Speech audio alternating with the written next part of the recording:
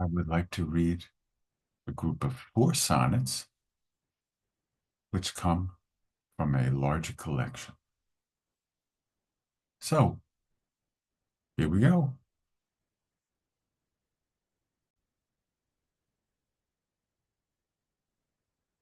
6.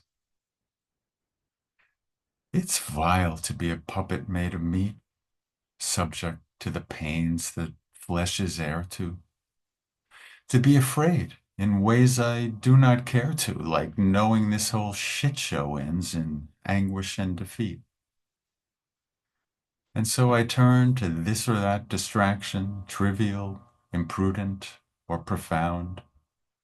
Frightened if I don't, I'll run aground on lethal rocks of boredom and intense dissatisfaction.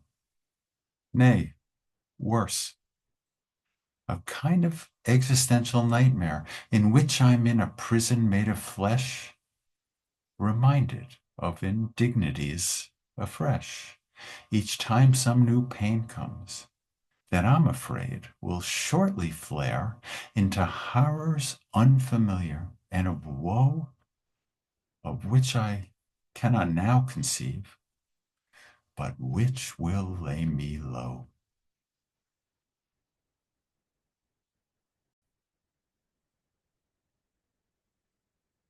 8. We all become decrepit as we age. I, just like the rest, have turned to rubble, a gnarled and twisted, grotesque sort of double of he who in the mirror lurks off stage. Some claim to see the beauty in a face disfigured by the ravages of time. For me, there's naught to see but nature's crime, a mischief most malicious taking place. At times, you'll see the elderly embracing, the whistle of a train off in the distance, reminding them that they are not immune to troubled, anxious thoughts, that time is racing towards their looming, dreaded non-existence. They grasp at what they must abandon soon.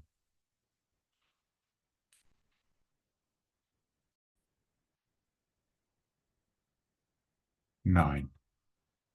When I look deep within an old man's eyes, I know he mourns his fast decaying state, that portent of his imminent demise upon which he does naught but ruminate. It's not unlike a thunderous, stormy night when winds blow fierce and elements are raging, the trees all laboring hard to stay upright, while all the time their trunks are slowly aging.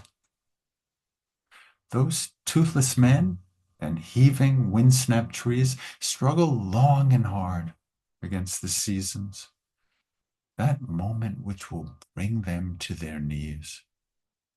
We know not why. Perhaps God knows the reasons. My love and I are here but for a day, till time decides to drag us both away.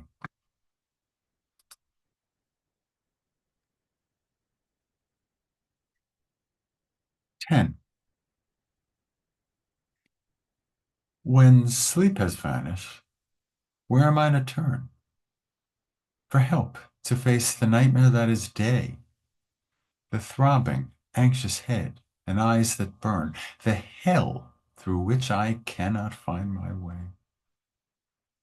I stumble to the bathroom and I see that gaunt and haggard face by which I'm haunted, from which my impulse always is to flee back to the bed, pretending I'm undaunted by what that face conveys to me, the dread of day, of how I'll likely soon be gone, of who will be the ones who find me dead, rotting in the ruthless glare of dawn.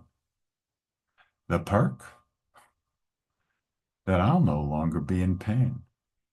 For them, that I will nevermore complain.